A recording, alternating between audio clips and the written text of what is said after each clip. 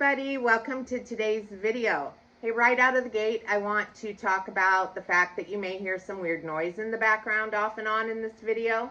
And what it is, our neighbors next door are getting a new patio, and so there's some jackhammering going on. Hopefully it won't be too distracting if you even hear it at all.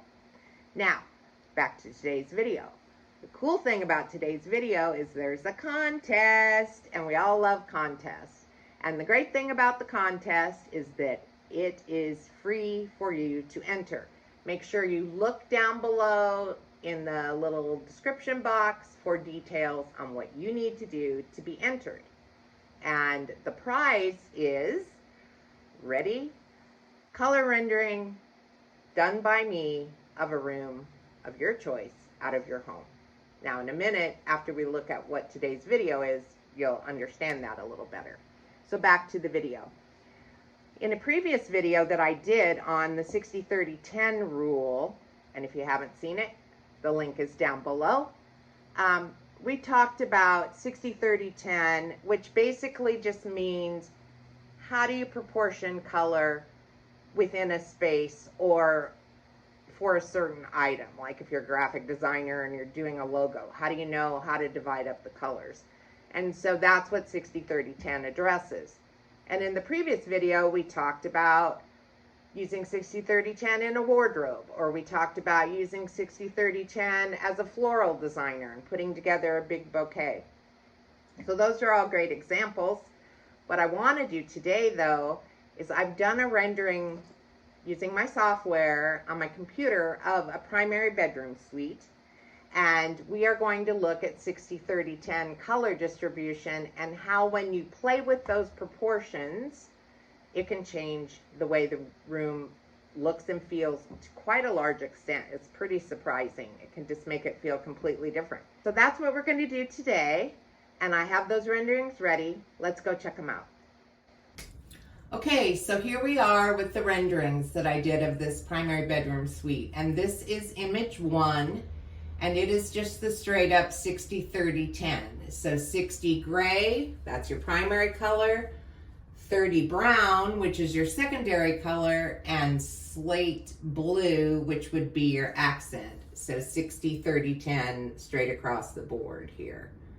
Now in the next image, image 2, what I did was flip the gray and the blue. So now you have your blue as the 60%, and the gray becomes your accent, and the secondary color, the 30%, remains the same with the brown.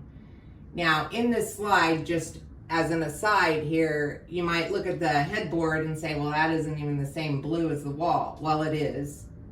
It's just the way color acts, and even in the renderings, depending on the lighting. So while it might look slightly different, it's actually the exact same color. So that is exactly the same as image 1, but flipped, what your accent and your primary color would look like.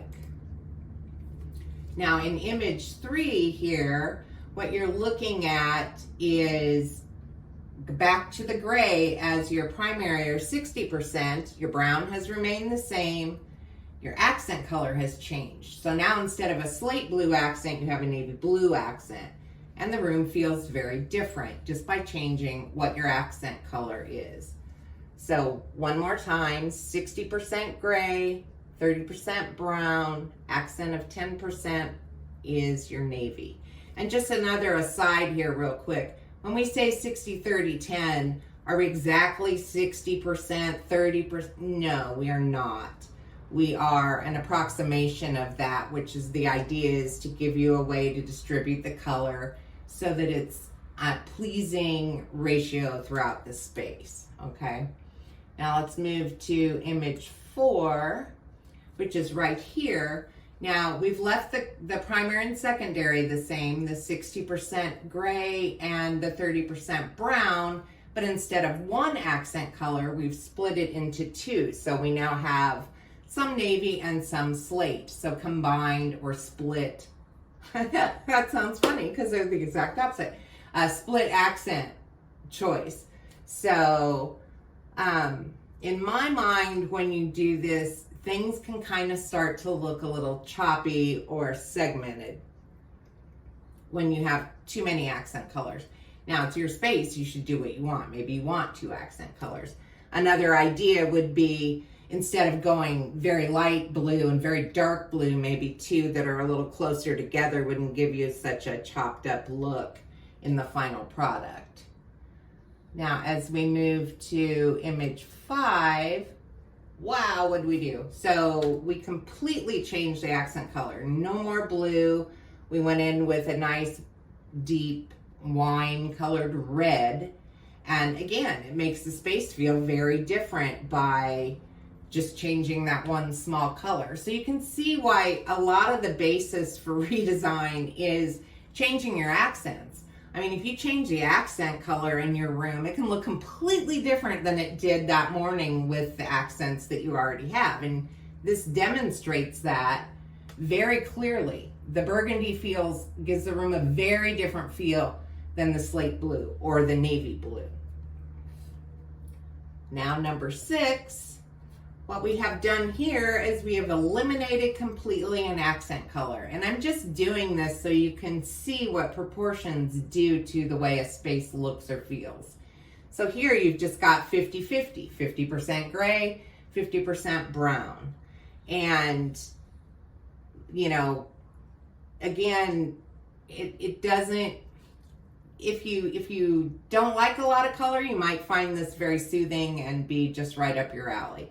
To me, I miss having the personality of a little bit of a different color injected into the space, but that's my preference, you know, so I'll be curious what you guys think and what you prefer when it comes to color. It's very personal.